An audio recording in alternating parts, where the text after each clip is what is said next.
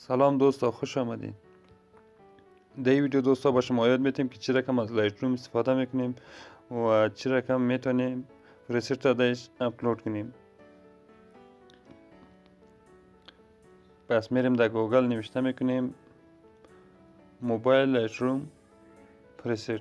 از اینجا دوستا شما میتونین بسیاری از پرست ها را دانلود کنین. خب وقتی پرست را دانلود کردین میرین در فایل منیجر. در اینجا در سرچ نوشته میکنین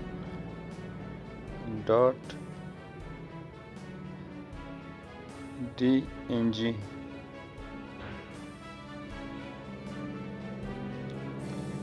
در اینجا این پرست ها را ما دانلود کردیم. چیزی که شما رو دانلود کرده باشین که همشون در اینجا می مثال بالای زید کلیک میکنیم شیر.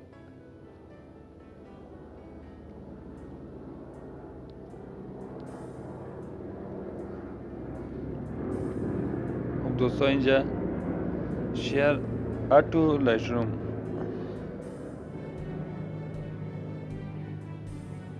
به شکل میتونیم که پرست در لایتروم اد کنیم.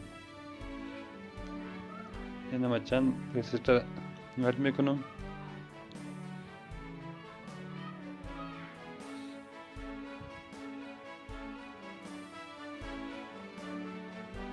خب میریم لایتروم رو باز میکنیم.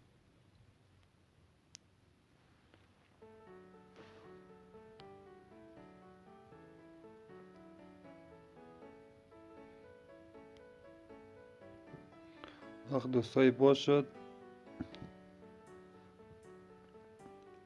از کافی سیتینگ میگیریم. از این اوکی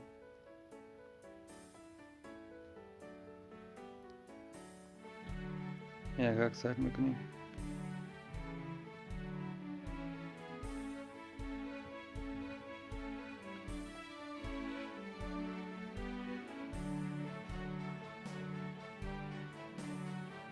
خب دوستا یک اکسپت میکنیم.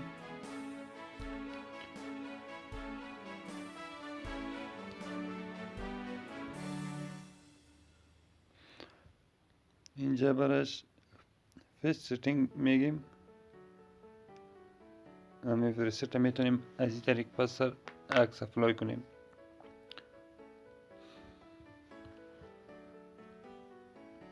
دوستو اگر ویدیو خوشتون آمده باشه ویدیو رو لایک کنین. اگر چینل هنوز سابسکرایب نکردین لطفا دوستو چینل رو سابسکرایب کنین.